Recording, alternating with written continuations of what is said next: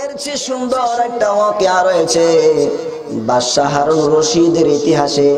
একটা কালো বাদী ছিল, ওই বাদী রাতের আঁধারে অন্ধকারে ছাদের উপরে দুইজনে মিলে মিলে গল্প করতেছে। হঠাৎ করে বাদশাহ মহোদয় বলে উঠলেন, ওগো বাদী, তাকায় দেখো তো, আকাশের দিকে তাকাও।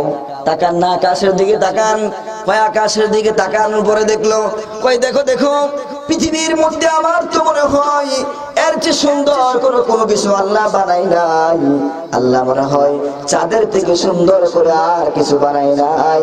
এই কথা যখন বলে উঠলো, হারুন রশিদের এই কালো কুচকুচে বাদীটা বলে উঠলো, না না না না, হে মহোদয় বাদশাহ, আমি তো মনে করেছিলাম আপনি একজন ভালো মানুষ এবং ইসলামের অনেক জ্ঞান আপনার ভিতরে রয়েছে, কিন্তু এখন দেখতেছি বিন্দু মাত্র ইলমের জ্ঞান আপনার ভিতরে নাই।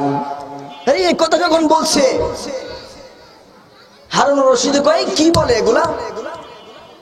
কয় তুমি যে বললা আমি আমার ইলমি কোনো পাওয়ারই নাই, দ্বীনের কোনো বুঝ নাই, এটা প্রমাণ না করতে পারলে তোমার ফাঁসি হবে। শুধু এই কথাই বলি নাই, বাদী বলতেছে আপনি যে বলছেন এই কথা সম্পূর্ণ ভুল।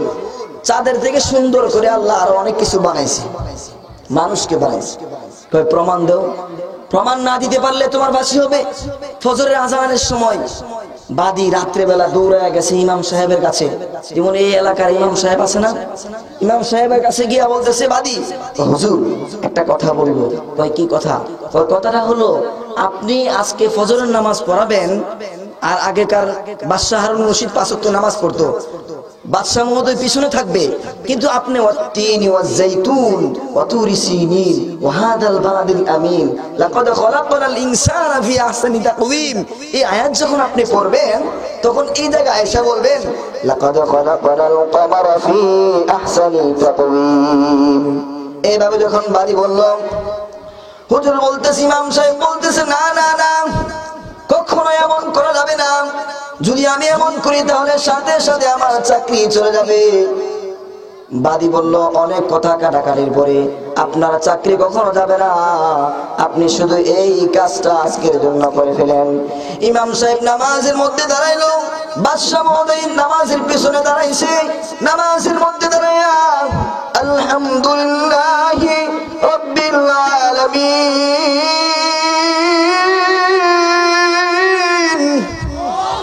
আর-রহমানির রহিম মালিকি ইয়াউমিদ্দিন, এইভাবে তেলাওয়াত করতে করতে সূরাতুল ফাতিহা শেষ করার পরে দ্বিতীয় সূরা যখন শুরু করলো, ওয়াত্তিনি ওয়াজ্জাইতুন ওয়াতুরি সিনিনা ওয়াহাদাল বালাদিল আমিন, এরপরে আয়াতে আয়েশা ইমাম সাহেব পড়া শুরু করে দিল, ওয়াতুরি সিনিনা ওয়াহাদাল বালাদিল আমিন লাকাদ খলাকনাল কমারা ফি আহসানি তাকওয়িম। আরে মোসা, বাদশাহ মহোদয় নামাজের পিছন কাতার দিকে লুকমা দিতেছে, লাকাদ খলাকনাল ইনসানা ফি আহসানি তাকওয়িম। ইমাম সাহেব লুকমা গ্রহণ করে না, ইমাম সাহেব পড়তেছে লাকাদ খলাকনাল কমারা ফি আহসানি তাকওয়িম। বাদশাহ মহোদয় বারবার লুকমা দিল, লাকাদ খলাকনাল ইনসানা ফি আহসানি তাকওয়িম। এইভাবে বারবার লুকমা দিতেছে, ইমাম সাহেব লুকমা গ্রহণ করে না। তৃতীয়বার লুকমা দেওয়ার পরে ইমাম সাহেব লুকমা গ্রহণ করলেন, পড়লেন এবার লাকাদ খলাকনাল ইনসানা ফি আহসানি তাকওয়িম। নামাজ শেষ করার পরে বাদশাহ মহোদয় চরম রাগান্বিত হলেন। বিচার কার্যের আসনে বসে গরম সুরে বলতে লাগলেন, ইমাম সাহেবকে ডাকো, এবার একটা ফয়সালা হয়ে যাবে, হয় চাকরি না হয় গর্দান। ঠিক কি না বলেন? হাজারো ভুল আমাদের হয়, ইমামের যদি সামান্যতম ভুল হয়, এরপরে দেখা যায় যে লোক জীবনে একদিনও নামাজ পড়ে না, আজকে 1 মিনিট দিলে লোক লিখে আল্লাহ হেদায়েত দান করো সকলকে বলে আমিন।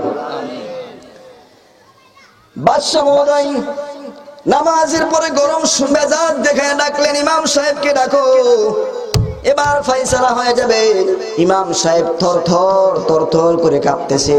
ইমাম সাহেব যখন বাদশার সামনে উপস্থিত হলো, বাদশাহ মহোদয় জিজ্ঞাসা করলেন, ও ইমাম সাহেব, আপনি নামাজের মধ্যে ভুল করেছেন, ভুল হতেই পারে, কিন্তু আশ্চর্যের বিষয় হলো আপনার এত বড় স্পর্ধা কিভাবে হলো, কেমন করে হলো?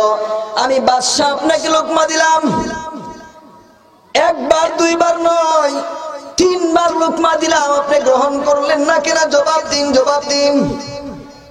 এরপরে ইমাম সাহেব বললেন, জাহাপনা, আমি যে কাজটুকু করেছি একটাও নিজের ইচ্ছায় করি নাই, সমস্ত কাজ করেছি আপনার বাদীর কথায়। বাদীকে এবার ডাকা হলো। বাদী বলতে লাগলো, ও হে জাহাপনা, আমি তো আপনাকে হৃদয়ের সমস্ত ভালোবাসা দিয়া ভালোবাসি, আর আপনার কথাকে আমি শিরোধার্য মনে করি, আপনি যা বলেন সেটাই করার চেষ্টা করি। সুতরাং আপনি যেহেতু বলেছিলেন, আপনার কথা ছিল আল্লাহ রাব্বুল আলামিন গোটা পৃথিবীর মধ্যে চাঁদকে সবচেয়ে সুন্দর করে বানাইছে, আপনার কথা ঠিক রাখার জন্য এই কোরআনে হাকিমের ইনসানের জায়গায় আমি কমার মানে চাঁদ, ইনসানের জায়গায় চাঁদ শব্দ যুক্ত করে দিয়েছি। এবার আপনি বিচার করেন, আপনার কথা ঠিক রাখার জন্য আমি ইমাম সাহেবকে বলেছি, সুতরাং আপনি বুদ্ধি খাড়ায়া বুঝেন আল্লাহর কথা সঠিক নাকি আপনার কথা সঠিক।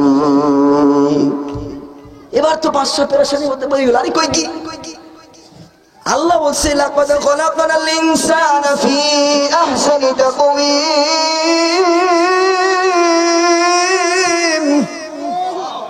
তার মানে হলো লাকাদ, অবশ্যই খালাকনাল ইনসানা, আল্লাহ রাব্বুল আলামিন তৈরি করেছেন, সৃষ্টি করেছেন, সৃজন করেছেন, বানাইছে। কাকে বানাইছে?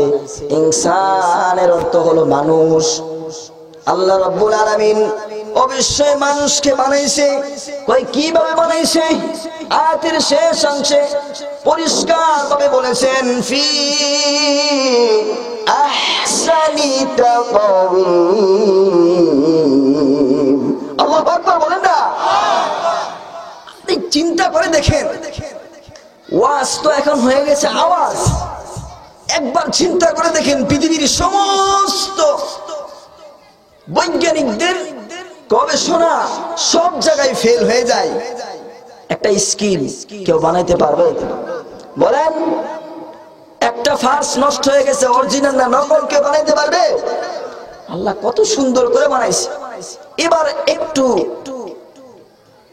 চিন্তার কথা বলি, গোটা চেহারার মধ্যে আমরা যারা কঙ্কাল দেখেছি, কঙ্কাল দেখছি কে কে? হাত উঠায়।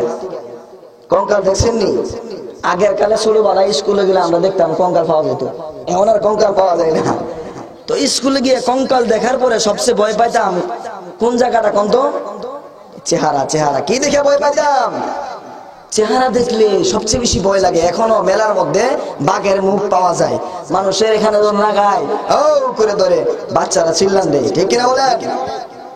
আল্লাহ কত বড় কুদরত। শুধুমাত্র এই বিশ্রী, সবচেয়ে বিশ্রী জায়গা হলো এই চেহারা। এখানে একটা স্কিন লাগায় দিয়া গোটা পৃথিবীর সমস্ত মানুষকে পাগল বানায় দিছে, ঠিক কিনা বলেন? চেহারা সুন্দর তো আলহামদুলিল্লাহ, পুরা বডিতে কি আছে না আছে কোনো খবর নাই। আসসালামু আলাইকুম আল কারীমে স্বাগতম।